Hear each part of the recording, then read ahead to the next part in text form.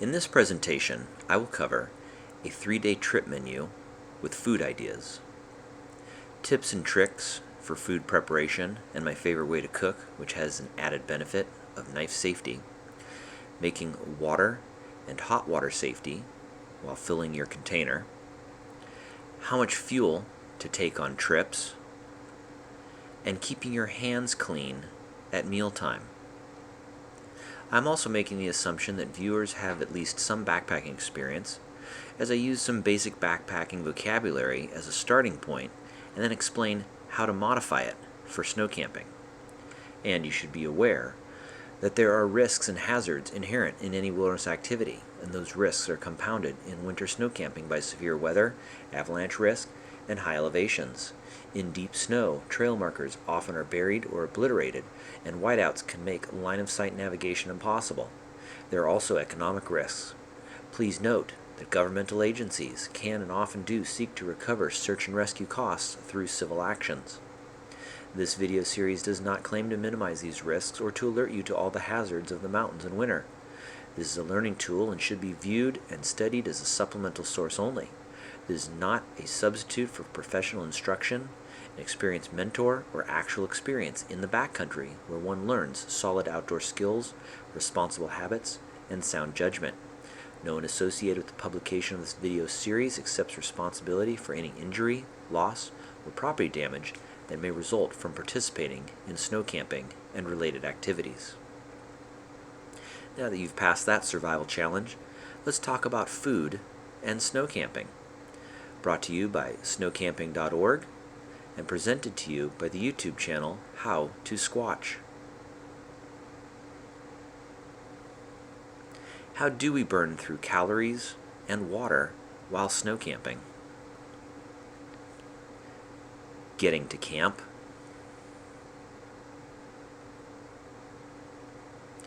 building a snow cave,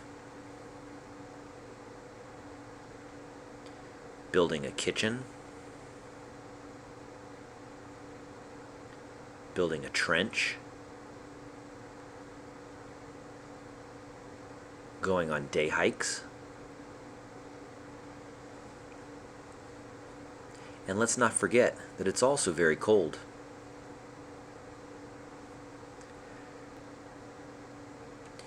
This is a sample meal plan with suggestions for the second training trip, which lasts 3 days when you join snowcamping.org. During the first 2-day training trip, you will simply substitute day 3 for day 2. You will want to pick out foods that will give you 3,500 to 5,000 calories per day. That is approximately 2 to 3 pounds of food per person per day. High-fat foods can exacerbate altitude sickness, so you may want to lean more towards foods high in carbohydrates, especially if altitude sickness is an issue for you. You will eat breakfast before meeting at the trailhead. Trail snacks are easy, convenient snacks that you can eat while hiking or while we take various breaks. Lunch should be convenient, sit-down foods typical to backpacking trips. Plan to pre-cut as many items at home to minimize knife usage on the trip. Afternoon snacks fuel your body while building your shelter. Shelters can take between 1 and 4 hours to build. This is a family-style dinner where the training group is broken down into smaller food groups that can be varied by allergies or food preferences. Each person brings one or more of the dinner components for their food group. Soft cheeses can be a great change from summer to the winter. The goal here is to have something warm, because by this time you've probably been sitting in the kitchen for anywhere between 1 and 2 hours. Consider foods that you normally do not take with you during summer trips.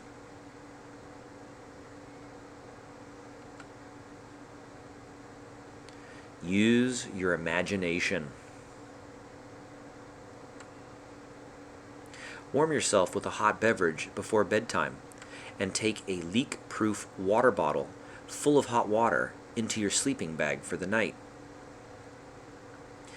Midnight snacks can be a very important way to make sure you stay warm. Also grab a few sips of water whenever you wake up. It goes a long way towards ensuring good hydration. In-camp breakfasts are instant type foods that only require you to heat water, since we are hustling to get in a day hike or to break camp and hike out. Elaborate breakfasts only work if they are pre-packaged, so they only need to be heated, which is a great food preparation trick. Let's get into the no-cook cooking method of the simmer, because even as good as these eggs look, cleaning this pan in the snow really sucks, especially when there is an easier pre-made way. Here are just a few examples of the many pre-made meals ready to heat that you can find at your local grocery store. Look at the label instructions for 60 to 90 second microwave in the bag instructions. Homemade ready-to-eat meals are my preferred method of cooking, or not cooking, since all the cooking was done at home. Use these food saver bags. It allows me to heat my food while I'm melting snow. It's a wonderful 2-for-1. Heating food while melting snow seems to have saved a lot of fuel while I have snow camped in the past. And what I can absolutely count on is clean drinking water that does not taste like last night's dinner because of a slightly dirty cooking pot. Wait, no dirty pot means bag cooking saves me from doing KP? Of course, there are other bonuses. Prepping food at home allows me to enjoy more camp time. No chopping, because everything was pre-cut at home and is ready for the camp and for better camp safety. The food saver bags are also reusable. Take them home, wash them thoroughly, refill them with food, and reseal them for your next adventure. The only important part to remember is that food saver bags are rated for simmering temperatures only. They are not rated for boiling. Simmering is more than enough heat to heat your food, and I will share a story to drive this home. But first, let's see this in action with commercial and homemade ready-to-heat food from a 2020 snow camping trip. Commercial food from the Fish People. Although I am a fan of food saver bags, Ziploc bags keep this homemade food dry while it is heated. Quick note about bears. Bears have not been an issue on past trips, and bear canisters have not been required at any of the various parks which require them in the summer because the bears are hibernating. Always double check with local park rangers about bear requirements before going on a trip. Larger pots are generally used while snow camping. This red collapsible 4-liter silicone pot is on the very large side, and this 2.1-liter pot is the smallest size I would recommend for snow camping. Check out the homemade breakfast burrito dinner mix warming up in the water. Now picture it's nacho cheese. I pointed out the simmering requirement to another camper who finally removed his bag of nacho cheese dip from boiling water. As he held the bag about 3 inches above his borrowed pot to show me that boiling was not a problem, the entire bag of cheese emptied into his pot of water. After the appropriate amount of expletives, I suggested that the cheese dip just got converted into cheese soup and that it was fine to eat. There was plenty of soup to go around, and his borrowed pot was never the same after all that crusty burned cheese. Again, it is important to only simmer, because if you boil the food saver bags, the homemade seam can let go and dump all the food into the pot of water, or worse, onto your clothing and skin. All these red tanks are for white gas stoves. White gas is the best fuel to use in cold, high-altitude conditions.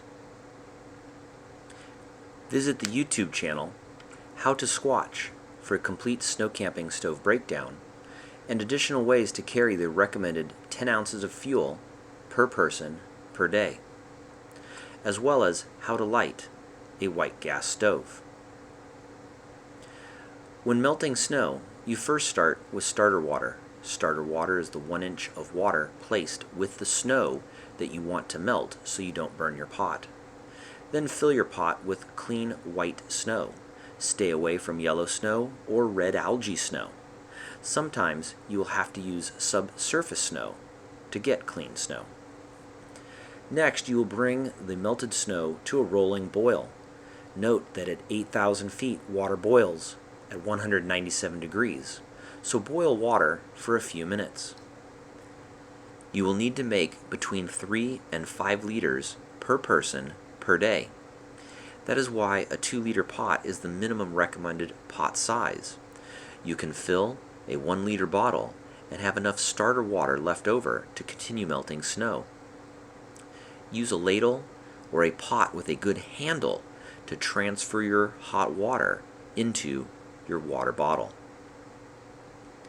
This mini tea strainer is a great snow camping tool. It collects tree debris, and more importantly, it stabilizes the water bottle while you pour hot water, and it keeps your hand at a safe distance. That was a near miss. I would prefer the strainer over holding the cap because the water bottle caps have the darndest of inconvenient timing as to when they decide to disconnect from the water bottle after they warm up, and you lose most of your water into the snow or spill hot water on yourself or someone else. This technique also works with my non-insulated metal Clean Canteen water bottle. I use one wide-mouth Nalgene bottle and one standard non-insulated metal bottle, which allows me to drink my water more quickly as it cools down faster in the non-insulated metal canteen.